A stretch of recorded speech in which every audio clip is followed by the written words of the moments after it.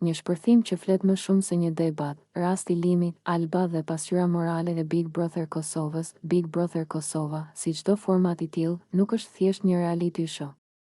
Ai është një laborator social ku tensionet, egoja, frustrimet dhe normat morale përplasen para kamerave, për të shndërruar më pas në spektakël publik. Mirë po, rasti I fundit mes Limit dhe Albës e ka tejkaluar kufirin e lojës dhe e ka futur publikun në një zonë të rrezikshme ku dhuna verbale, presioni psikologjik dhe turpi publik normalizohen në emër të argëtimit. Shpërthimi I Limit ndaj Albës nuk ishte një moment I izoluar nervozizmi. Ishte kulmimi I një sër sjelljesh dhe dinamikash që prej ditësh po zienin në shtëpi. Kur një banor humb kontrollin deri në atë pikë sa të ulë, të poshtërojë dhe të provokojë tjetrin, problemi nuk është vetëm individi, por edhe ambienti që e lejon, e ushqen dhe në fund e transmeton këtë sjellje si kontent. Ajo që e bëri situatën edhe më të rëndë ishte përfshirja indirekte e familjes. Nxjerrja e familjarëve jashtë, përdorimi I tyre si mjet presioni emocional, është një vijë e kuqe që nuk duhet kaluar kurrë. Familja, sidomos në shoqërinë tonë kosovare dhe shqiptare, është e shenjtë. Ta përmendësh atë në kontekst kërcënimi apo poshtërimi është një akt që nuk ka asnjë justifikim, qoftë edhe në një lojë strategjie. Këtu nuk flasim më për nominime apo aleanca, por për goditje të drejtpërdrejta në dinjitetin njerëzor. Reagimi I Albës, që u interpretua nga disa si ja futi në grusht, duhet parë me kujdes dhe maturi. Dhuna fizike, në çfarëdo forme, nuk është kurrë zgjidhje dhe nuk duhet glorifikuar. Por njëkohësisht është hipokrizi e madhe që publiku dhe disa opinionistë të fokusohen vetëm te reagimi final, duke injoruar gjithë presionin psikologjik, provokimet dhe shpërthimin verbal që e paraprin. Kur dikush shtyhet vazhdimisht drejt kufirit, reagimi bëhet I pashmangshëm. Kjo nuk e justifikon, por e shpjegon. Turpi më I madh në këtë histori nuk bie vetëm mbi një banor apo një tjetër. Turpi është kolektiv. Turp për produksionin që shpesh pret që situata të eskalojë për të rritur shikueshmërinë. Turp për një pjesë të publikut që duartroket konfliktin, e ndan në rrjete sociale dhe zgjedh anë sikur të ishte ndeshje boksi, jo një situatë reale me pasoja emocionale për njerëz real. Turp edhe për diskursin publik që shpesh e sheh gruan si provokuese dhe burrin si të justifikuar kur nervozohet. Big Brother Kosova ka pasur gjithmonë pretendimin se është pasqyrë e shoqërisë. Nëse kjo është e vërtet, atëherë rasti Limit, Alba na tregon një pasqyrë shqetësuese, një shoqëri që ende lufton me menaxhimin e emocioneve, me respektin ndaj kufive personal dhe me përgjegjësinë e fjalës. Një shoqëri ku shpërthimi I burrit shihet si temperament, ndërsa reagimi I gruas si skandal. Në vend që ky incident të shërbejë vetëm për klikime dhe debate të zbrazta në studio, ai duhet të hapë një diskutim më të thellë. Ku janë kufit e lojës? Kur duhet të ndërhyjë produksioni? Çfarë mesazhi po japim të rinjve që e ndjekin këtë format dhe e marrin si model sjelljeje? A është vërtet argëtim të shohësh dikë të thyet emocionalisht para kamerave? Në fund të fundit, Big Brother nuk është thjesht shtëpi me kamera, është skenë ku shfaqen plagët tona shoqërore. Shpërthimi I Limit dhe situata me Albën nuk duhet të harrohen me episodin e radhës.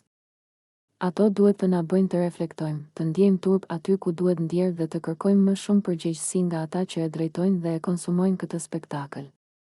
Sepse nëse dhuna, poshtërimi dhe shkelja e dinjitetit vazhdojnë të shiten si shoh, atëherë problemi nuk është vetëm brenda shtëpisë së Big Brother, por shumë më gjerë se kaq. Përplasja në mes të shtëpisë, një dramë e heshtur familjare, në shumë familje, konfliktet nuk lindin papritur.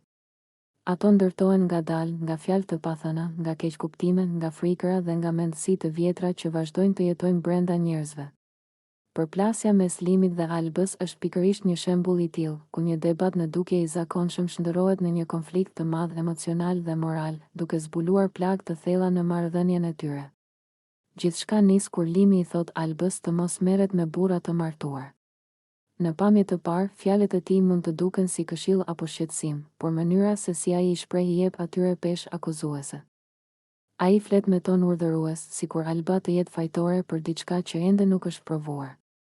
Në këtë moment, Limi nuk flet vetëm si individ, por si përfaqësues I një mendësie shoqërore që shpesh e sheh gruan si përgjegjëse për moralin, ndërsa burrin e martuar e lë në hije. Alba, nga ana e saj, ndihet e fyer dhe e nënvlerësuar.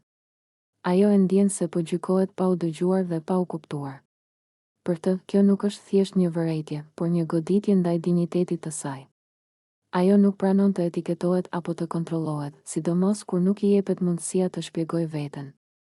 Prandaj, zëri i saj ngrihet.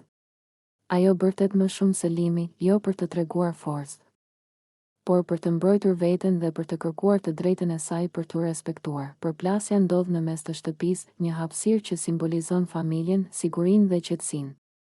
Por në atë çast, shtëpia humbet kuptimin e saj si vend paqeje dhe kthehet në skenë konfliktesh.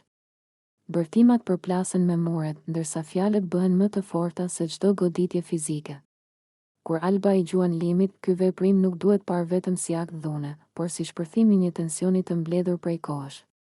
Është momenti kur emocionet e saj dalin jashtë kontrollit, sepse askush nuk i ka dëgjuar më herët. Nga ana tjetër, edhe limi reagoi ashpër, jo domosdoshmërisht nga urrejtja, por nga frika dhe pasiguria. Ai ndoshta ka frikë nga humbja, nga gjykimi i të tjerëve, apo nga thyrja e normave që ai i konsideron të shenjta.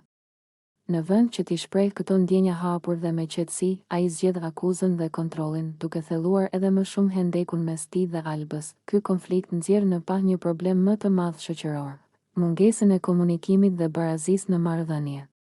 Kur njëra palë flet dhe tjetra vetëm reagon, kur njëra akuzon dhe tjetra shpërthen, atëherë përplasja bëhet e pashmangshme. As limi dhe as Alba nuk janë plotësisht fajtor apo të pafajshëm, ata janë produkte të rrethanave, edukimit dhe presioneve shoqërore që i rrethojnë. Në fund, kjo ngjarje duhet të shërbejë si mësim. Bërtitjet, akuzat dhe dhuna nuk sjellin zgjidhje, por vetëm plagë më të thella. Dialogu, mirëkuptimi dhe respekti janë të vetmet rrugë për të shmangur përplasje të tilla. Shtëpia duhet të jetë vend ku njerëzit ndihen të sigurt për të folur, jo vend ku frika dhe zemërimi sundojnë. Përplasja mes limit dhe Albës është një thirrje për reflektim, jo vetëm për ta, por për të gjitha ata që përballen me konflikte të ngjashme në jetën e tyre. Ngjarja e ndodhur në shtëpinë e Big Brother përbën një moment kyç për të reflektuar mbi natyrën e konflikteve njerëzore, kufijtë e sjelljes së pranueshme dhe ndikimin që realiteti televiziv ushtron mbi individin dhe shoqërinë. Përplasja mes Albës dhe një banori tjetër, e shoqëruar me ofendime të rënda dhe dhunë fizike, nuk ishte një incident i izoluar, por kulmi i një tensioni të grumbulluar në kohë. Ky shpërthim nxori në pa se sa e brisht mund të jetë vetë kontrolli i njeriut kur ai vihet në presion të vazhdueshëm emocional dhe psikologjik, në një ambient të mbyllur si shtëpia e Big Brother, ku privatësia mungon dhe çdo veprim vëzhgohet nga kamerat dhe publiku. Banorët përballen çdo ditë me sfida të mëdha emocionale.